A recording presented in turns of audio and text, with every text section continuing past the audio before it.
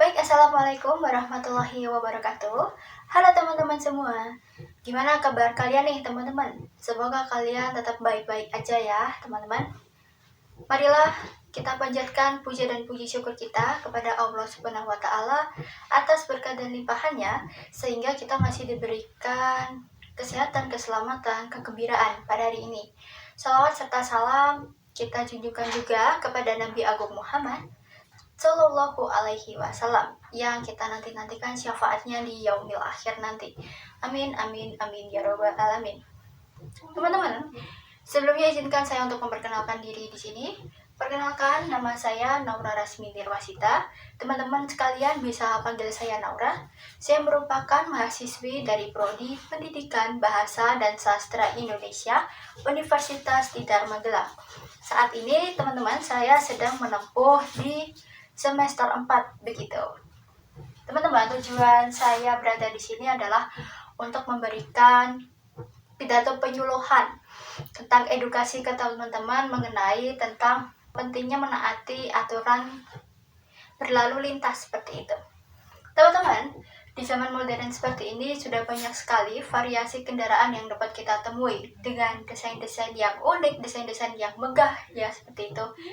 Tren ini mengikuti zaman banget nih desainnya.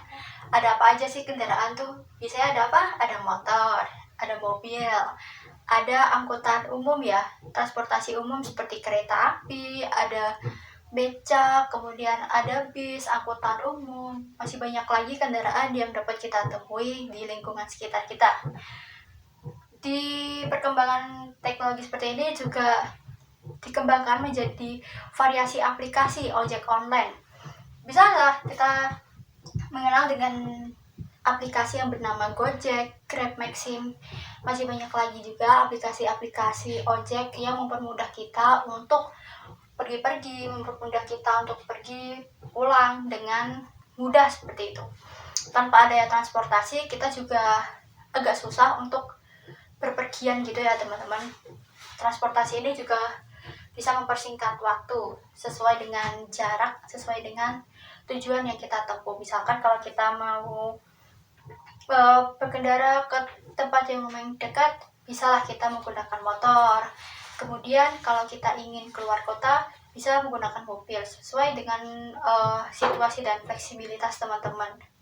Tetapi teman-teman, di lingkungan sekitar kita masih banyak sekali orang yang melanggar tentang aturan berkendara seperti itu ya teman-teman.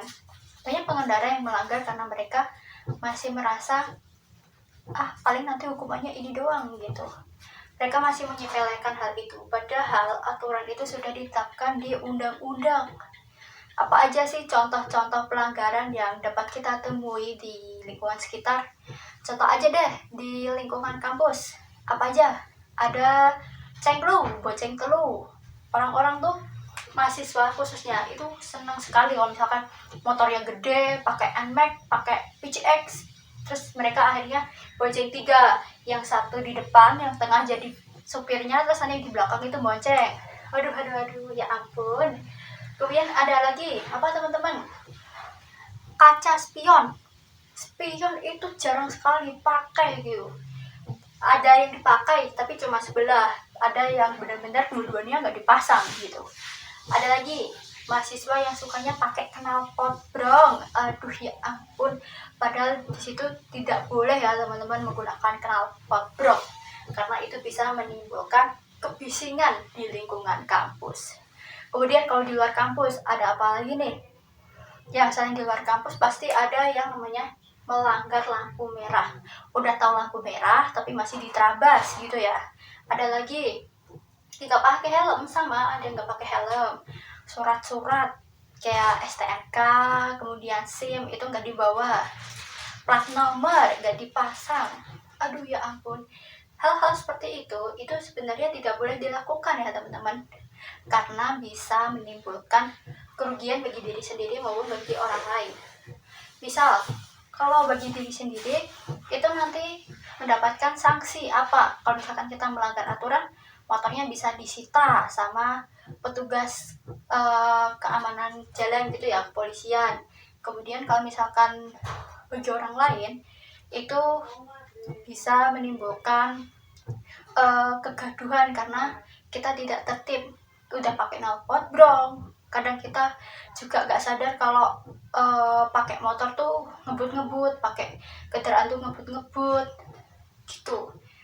Seharusnya kita sebagai pengendara itu juga sadar diri, kita harus hati-hati karena lalu lintas ini adalah fasilitas umum yang ramai digunakan oleh banyak orang gitu. Kadang kita masih berhati-hati, tapi orang lain gak berhati-hati. Kadang kita tuh masih ngerasa bingung juga kenapa sih orang-orang tuh masih aja belum tertib untuk menaati aturan lampu lalu lintas gitu ya, aturan-aturan berambu lalu lintas. Padahal sudah ditetapkan, sanksi juga sudah ada, tapi masih nekat aja gitu. Kadang orang yang melanggar lalu lintas itu banyak sekali variasi jawabannya, teman-teman. Coba setelah ini lihat deh contoh video dari Pak Arief Polpen. Pasti teman-teman udah nggak asing deh. Yuk kita lihat dulu. Gimana? Ambil helm dulu, nanti jangan melawan arah, bahaya ya. Dari mana? Mbok yo pakai helm nggih. Nggo helm, engko nek tak foto jebret engko dikirane aku mengen gacoan difoto, ning padahal karena kesalahan ndak pakai helm ya ndak. Gitu. Dari sana ke sini yang melawan arah jenengan, nggih mboten. Nek tak tilang eman-eman sana, jangan muter ke sana. Nggih, yuk.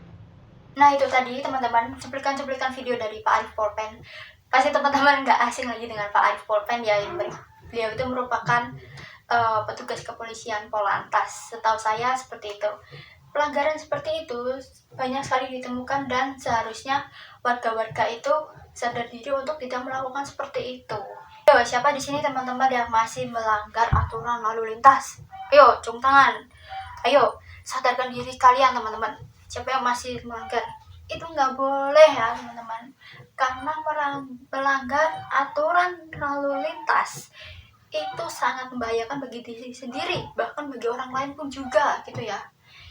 Karena ini merupakan fasilitas umum, banyak yang menggunakan, makanya kita harus taat untuk menaati aturan yang sudah ada. Karena ini sudah ditetapkan juga di Undang-Undang Nomor 22 di tahun 2009 tentang ketertiban, keselamatan, kelancaran, dan keamanan jalan. Itu sudah ditetapkan di Undang-Undang Nomor 22 di tahun 2009, teman-teman.